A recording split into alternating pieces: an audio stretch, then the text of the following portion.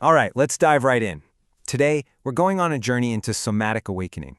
This isn't just about theory, it's about shifting into sacred action, using the incredible innate wisdom that's already inside your body as our guide.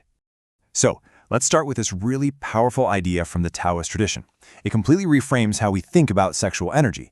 It's not something to be repressed or ignored, but this profound life force, this raw fuel that we can actually gather, cultivate, and transform into pure vitality, creativity, and even deep healing. So, first things first, let's get a handle on the raw material we're working with here.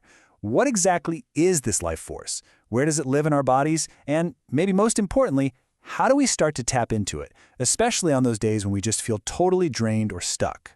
What's so cool about this perspective is that it sees zero separation between the spiritual and the biological. It's all connected. So that energy, it's not just about physical arousal. No way. It's more like the source code for our vitality. It's the same energy we use to kickstart a new project, to figure out a tough problem, or just to feel vibrantly fully alive. And that brings us to this beautiful metaphor, the Golden Palace. In Taoist tradition, this points directly to the womb and ovaries, the physical home base for all this energy. It's like our own inner laboratory, and we're about to learn how to fire it up, how to brew our own elixir of health and longevity right there. Okay, so we've got the why down. Now for the fun part, the how. Let's explore 3 really foundational practices. Think of them as the sacred tools you'll need for this journey of awakening and managing this incredible energy. These 3 practices, they really work together as a system. First, you've got ovarian breathing. This is like a gentle furnace, using your breath and focus to create warmth and wake up your core. Next up is shaking and tapping. Think of this as a full-body reset button, helping you shatter stored tension and quiet all that mental chatter. And finally, the Microcosmic Orbit.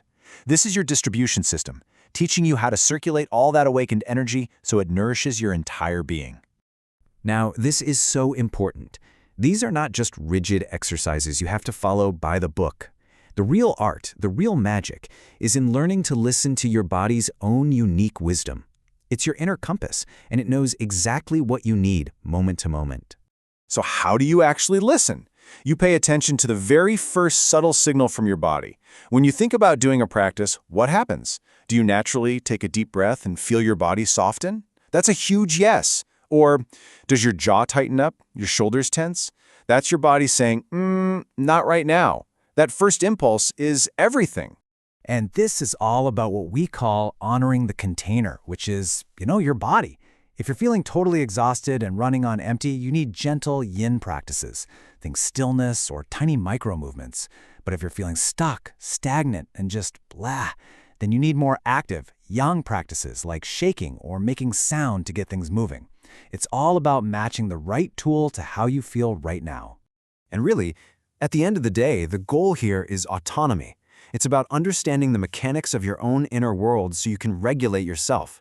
You literally become your own self-sustaining source of vitality. How cool is that? You don't need anything or anyone outside of yourself. Okay, so like with any new skill, there are a few common tripwires to look out for. Let's walk through them so you can navigate this journey with care. And remember, this energy responds to trust, not to force. First up, and let's be honest, we all do this sometimes. Are you chasing an instant wow effect? Do you start a new practice expecting some kind of immediate mind-blowing result? See, that expectation creates this little monitor in your brain that's always watching and judging, and it acts like a powerful brake on the whole process. The antidote? Shift your focus.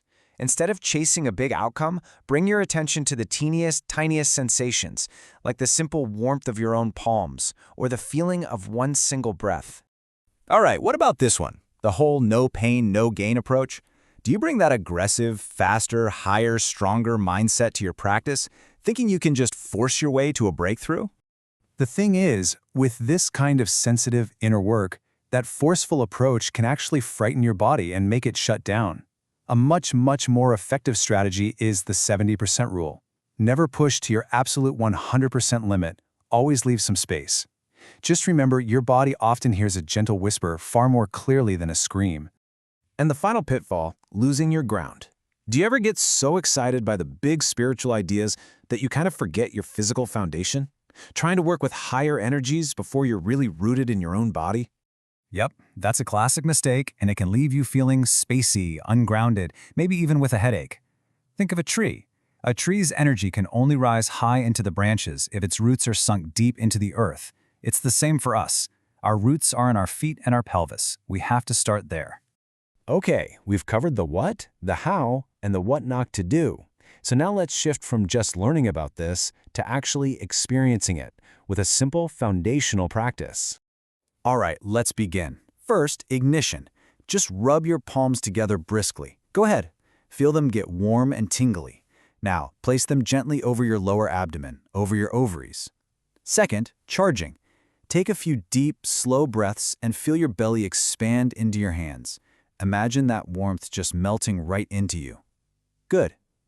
Third, the spiral. Very slowly, begin to circle your hands on your abdomen as if you're spiraling that warmth deeper inside. And finally, the ascent. On your next inhale, gently lift your pelvic floor and imagine a tiny thread of that warmth rising all the way up your spine to the top of your head. And as you exhale, just let it all go. Feel that energy shower back down through your entire body. And let's just end on this thought. This isn't a race. The biggest changes don't usually happen in a lightning storm, but in moments of quiet tenderness. Be patient. Your body has been waiting for your attention for years. Give it the time it needs to truly believe that you have finally come in peace and that you are here, at last, to listen.